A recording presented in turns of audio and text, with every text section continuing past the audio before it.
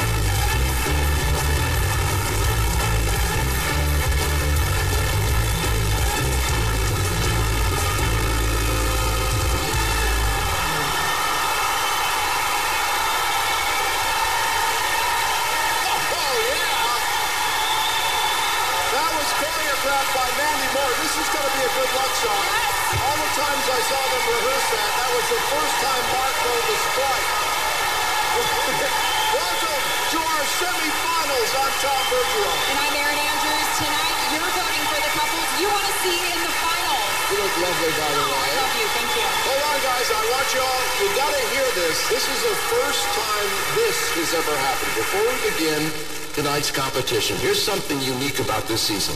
For at least one of the past 8 weeks, each of our semifinals has been in the lead when we combined your votes and the judges' scores. That means, had that week been the finale, any one of them would have taken the trophy. All right.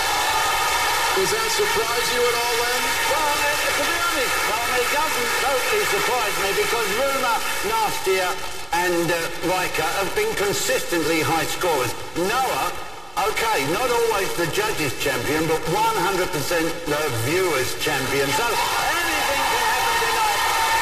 We'll see what happens tomorrow, and it all depends on tonight's dancing. Absolutely. Now, since each one of them has what it takes to go the distance, they've already shown us that, we are going to up the ante tonight. That's right. There are 2 exciting rounds of competition designed to push them to the limit, including our first ever Judges' Choice Round, for which each judge has helped a couple create their dance. Now that's coming up, but let's start the night with the only couple to earn 2 perfect scores this season. Before we see Rumour and Val's Viennese waltz to Earned It from the 50 Shades of Grey soundtrack, let's find out more about her life in the spotlight.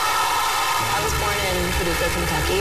My dad was shooting a movie out there, and my mom wanted to be there just in case, it popped out. So I'm technically a Southern girl at heart. When she was born, she literally looked like a little magical elf. She's my oldest of 5 girls, but she thought she should be the only daughter. Remember the little bossy growing up? I have a lot of memories of her wanting to play these performances when we were little and telling me and Scout what to do. I think I've always wanted to be on stage in some form or another. The kids went everywhere with us. You go through my resume and pretty much they were there. We were just constantly moving around. We probably weren't in the same place for only 2 months at a time. When you're traveling so much and you're not in school all the time, my sisters were my friends. We kind of realized how much we love each other and how much we need each other. When their father and I decided to divorce, it probably had the biggest impact on her. Media attention is tough when you're a kid. It was definitely weird to have that be such public knowledge. A couple times things would happen in my family or whatever drama it was. I couldn't leave my house for a week. But as I got older and people started, commenting on how I looked, that's when it really started to affect me. It became more cruel things that were being said. And so I saw people just rip her to shreds. There really wasn't anything I could do to stop it. I mean,